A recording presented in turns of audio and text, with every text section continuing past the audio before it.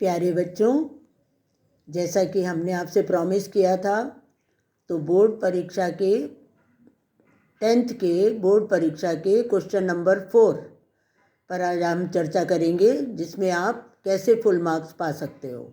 वो है पद परिचय। पद परिचय में एक सेंटेंस आपका आता है संज्ञा का।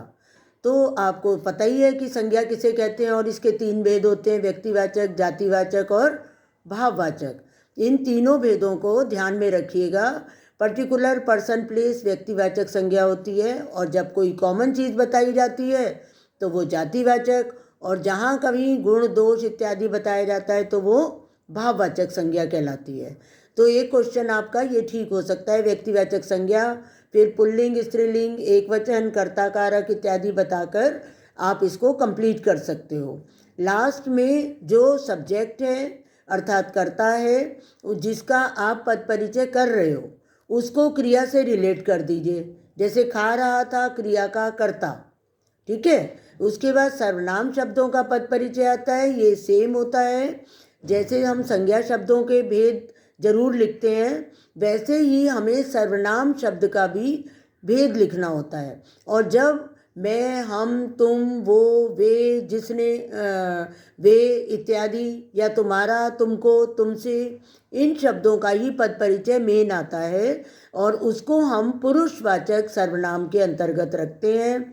पुरुषवाचक सर्वनाम में पुरुष भी लिखना होता है, जिसमें उत्तम पुरुष, मध्यम पुरुष और अन्य पुरुष, ये 3 भेद होते हैं जो आपने इंग्लिश में पर्सन पढ़ी हुई हैं। First person, second person, third person. तो उत्तम पुरुष फर्स्ट पर्सन होता है, आई, माई, मी, है ना। और मध्यम पुरुष यू, योर, योर्स, तुम, तुम्हारा, तुमको, तुमसे। और अन्य पुरुष ही, शी, इट, दे, वह, वे, उनको। ओके, तो ये पुरुष जरूर लिखना होता है सर्वनाम शब्दों के पद परिचय में। इसके बाद आते हैं आपके विशेषण शब्दों का पद परिचय।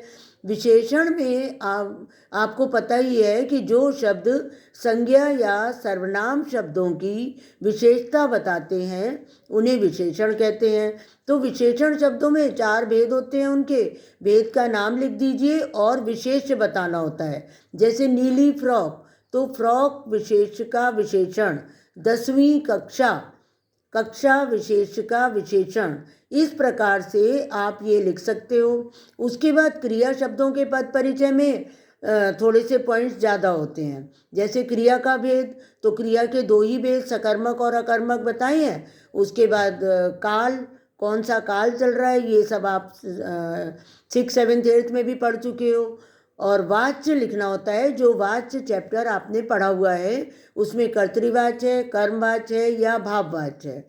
और क्रिया शब्दों के पद परिचय करते समय हम उसका कर्ता से रिलेट करते हैं। जैसे संज्ञा शब्दों का पद परिचय करते समय हम क्रिया से उसको रिलेट करते हैं, क्रिया से उसका संबंध बताते हैं।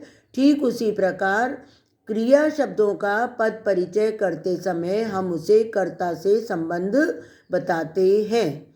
ओके, तो मेरे इस चैनल पे, जो डॉक्टर पंकज उप्पल हिंदी संस्कृत के नाम से है, देखते रहिए।